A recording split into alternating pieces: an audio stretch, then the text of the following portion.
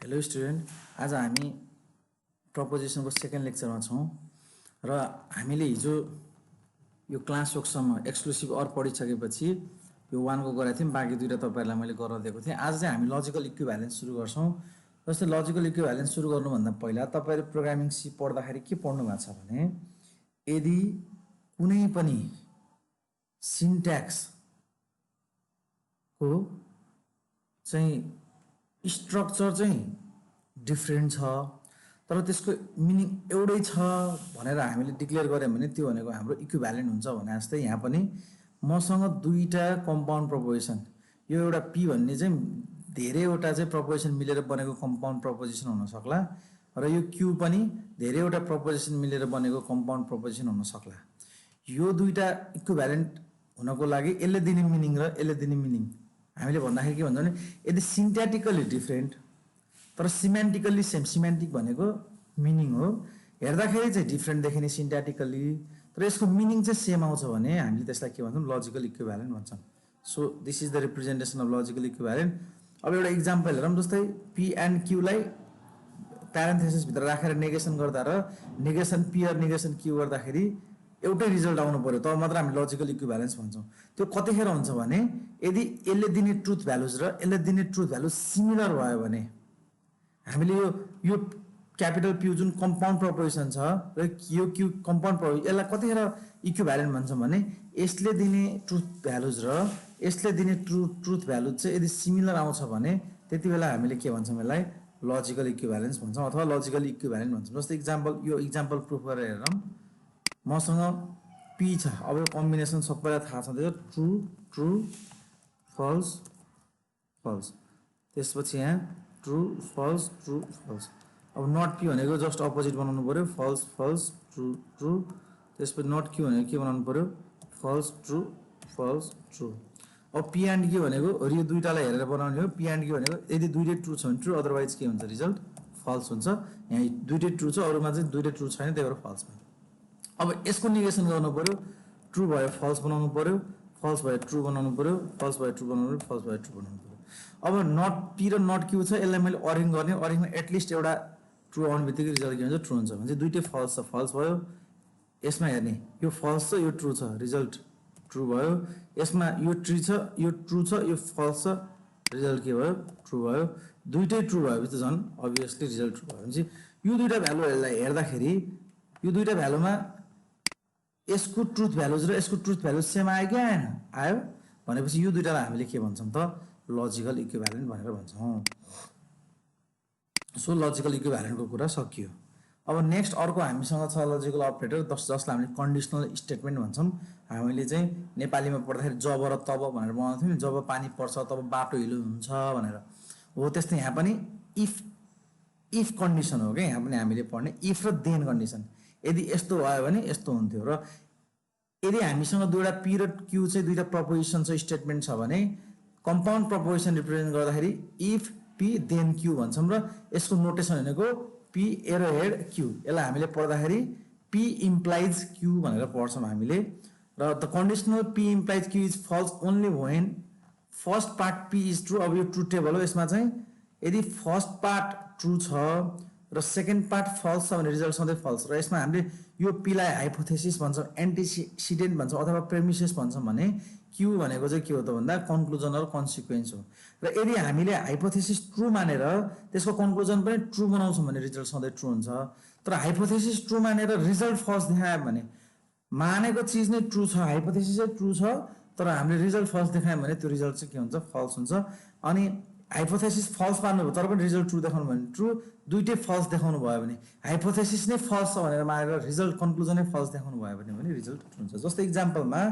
जब पानी पर्यो तब बाटो हिलो भयो। अब पी भनेको पानी पर्यो भन्ने हाम्रो चाहिँ हाइपोथेसिस भयो, बाटो हिलो हुने कन्डिसन ट्रु चाहिँ के भयो, अभियसली भएर।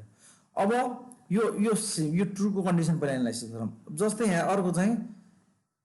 यो फल्स कन्डिसन भनेको पानी परेन भन्ने कन्डिसन भयो, तर पनि बाटो हिलो छ भनेको तपाईँको पहिलेदेखिको कन्डिसनमा बाटो पहिलेदेखि हिलो भइरहेको हुनसक्छ नि त, होइन हो, त्यो कन्डिसनमा रिजल्ट के भयो, ट्रु भयो। अब फल्स भनेको पानी परेन भने अभियसली बाटो के हुँदैन त, हिलो हुँदैन। अब यो एउटा फल्स कन्डिसन भनेको जब पानी पर्यो बाटो हिलो भने पानी पर्यो तर पनि बाटो हिलो भएर त्यस्तो त हुँदैन होइन र तपाईँको चाहिँ पानी परिरहेको छ तर बाटो हिलो भएन भन्ने कन्डिसन त हुँदैन नि भनेपछि हाइपोथेसिस ट्रु मान्नुभयो रिजल्ट फल्स छ भने रिजल्ट के हुन्छ फल्स अब यसमा यहाँ तपाईँलाई डिफ्रेन्ट दिएको छ जस्तै p implies q equivalent to not p or q भनेको छ यो रिजल्ट ट्रु हुन्छ भनेर देखाउन पर्यो भनेको छ अब यताको पनि ट्रुथ टेबल निकाल्ने यताको ट्रुथ टेबल यता निकालिसकेको छ अनि नट प्योर क्यू निकाल्ने नट प्योर क्यू निकाल्दाखेरि पनि रिजल्ट के दिनु पर्यो यही दिनु पर्यो त्यो दुइटै बराबर छ भने इक्विभ्यालेन्ट हुन्छ यहाँ छ नै भनेको छ अब if p implies q then it converse is q implies p भनेको यदि पी इम्प्लाइज क्यूलाई कन्भर्स गर्यो भने के हुन्छ त क्यू इम्प्लाइज पी हुन्छ र कन्ट्रा पोजिटिभ भनेको चाहिँ not Q implies not P हुन्छ अहिले हामी डिटेलमा पढ्छौँ यसको बारेमा अब कन्डिसनल स्टेटमेन्टलाई नट ओन्ली द इफ र देन यो धेरैवटा चिजबाट रिप्रेजेन्ट गर्न सकिन्छ म्याथमेटिकल्ली हामीले भन्दा पो पी इम्प्लाइज क्यू भयो तर इङ्ग्लिस स्टेटमेन्टमा लेख्दाखेरिमा if P then Q if P comma Q if P is sufficient for Q Q if P Q when P a necessary condition for P is Q Q unless not P P implies Q P only if Q a sufficient condition for Q is P Q whenever P Q is necessary for P Q follows from P अब कहिलेकाहीँ इक्जाममा तपाईँलाई English स्टेटमेन्टहरू दिएर यसलाई चाहिँ प्रपोजिसनमा लैजाऊ भन्यो भने चाहिँ गाह्रो हुन्छ नि त अब इफ र देन आयो भने मात्रै पी इम्प्लाइज क्यू भनेर पढ्यो भने त तपाईँको statement if P comma Q आइदियो भने के गर्ने अब यसलाई पनि हामीले पी इम्प्लाइज क्यूमा लान सक्नु यो सबै पोसिबिलिटी हाम्रो इङ्ग्लिस स्टेटमेन्टमा हुनसक्छ यसरी आयो भने यो जे भने पनि यसको अर्थ के हो भने पी भनेको हाइपोथेसिस हो इम्प्लाइज क्यू भनेको के हो त कन्क्लुजन हो अब यसपछि हामी एउटा इक्जाम्पल हेरौँ जस्तै टुडे इज सन्डे छ इट इज हट छ अब यसलाई मैले चाहिँ लजिकल के अरे कन्डिसनल स्टेटमेन्टमा चाहिँ लैजानु पऱ्यो भने इफ र देनले जोड्ने त नि if today is Sunday then it is hot today is Sunday अब अर्को कसरी पनि रिप्रेजेन्ट गर्न सक्छु मैले यहाँ के भनेको छु यहाँनिर पी ओन्ली इफ क्यू पनि छ नि रिप्रेजेन्टेसन भने today is Sunday only if it is hot today भनेपछि अब भोलि तपाईँलाई चाहिँ यो स्टेटमेन्ट दिएर चाहिँ अनि प्रोपोजिसन लैजाऊ भने बुझ्नु पऱ्यो नि त हामीसँग ओन्ली भनेको पनि लजिक कन्डिसनल स्टेटमेन्ट हो जसको अगाडिपट्टिको पार्ट भनेको पी भनेको चाहिँ के हो त पी भनेको चाहिँ प्रेमिसेस हो हाइपोथेसिस हो भने इट इज हट टुडे भनेको चाहिँ के हो त कन्क्लुजन हो भनेर बुझ्नु पऱ्यो दिस इज योर एसाइनमेन्ट यो त तपाईँले गर्नु पऱ्यो होइन अब एउटा इक्जाम्पल छ क्या यहाँनिर त्यो रिप्रेजेन्टेसनको जस्तै लेट पी विथ स्टेटमेन्ट एउटा statement Maria learns discrete mathematics भनेर भन्यो अनि क्यू अर्को कन्क्लुजन के छ Maria will find a good job यदि मारियाले चाहिँ डिस्क्रिट म्याथमेटिक्स सिकिन् भने उसले राम्रो जब पाउँछिन् भन्ने हाम्रो स्टेटमेन्ट अब यसलाई पी इम्प्लाइज क्यूमा इङ्ग्लिस स्टेटमेन्टमा लैजाँदाखेरि एउटा हामी इफ पी देन क्यूको फर्मेटमा लान्छौँ भनेको यो मात्रै कुनै 2-3 वटा मात्रै गर्न खोजेको के जस्तै इफ पी देन क्यू भनेको इफ पी भनेको यो हो so if Maria learns discrete mathematics then Q भनेको के हो त Maria will find a good job अब अर्को क्यू वेन पी भनेर रिप्रेजेन्ट गर्नु पर्यो भने क्यू भनेको त यो Maria will find a good job छ ग्रिन लेटर लेखेको किनभने क्यू भनेको यो राखेको छ भनेपछि Maria will find a good job when she learns discrete mathematics p भनेको यो भयो अर्को पी सफिसियन्ट फर क्यूमा फेरि के हुन्छ त पी भनेको यो भने चाहिँ for Maria to get a good job it is sufficient for her to learn discrete mathematics त्यो पनि हामीले के गर्नु पी इज सफिसियन्ट फर भने चाहिँ यो क्यूको लागि चाहिँ पी चाहिँ सफिसियन्ट हो भनेर हामीले के गर्नु पर्यो एक्सप्लेन गर्नु पर्यो अनि अर्को चाहिँ क्यू अनलेस नट पी छ क्यू भनेको के हो त Maria will find a good job unless कति बेलासम्म जबसम्म उसले चाहिँ डिस्क्रिट म्याथमेटिक्स सिक्दिन यसरी हामीले डिफ्रेन्ट रिप्रेजेन्टेसन गर्न सक्छौँ अब अर्को एउटा टर्मिनोलोजी छ contrapositive inverse and converse if today is Sunday then it is hot today सबभन्दा पहिला यसलाई पी इम्प्लाइज क्यूको फर्मेसनमा लानु पर्यो जसमा पी भनेको टुडे इज सन्डे छ अनि क्यू भनेको इट इज हट टुडे छ भने अब हामीले पढेको यो लजिकल कन्डिसनमा कन्भर्स भनेको पी इम्प्लाइज क्यूको just opposite Q implies P अब क्यू भनेको के हो त हाम्रो क्यू भनेको त यो इट इज हट टुडे हो भनेपछि if it is hot today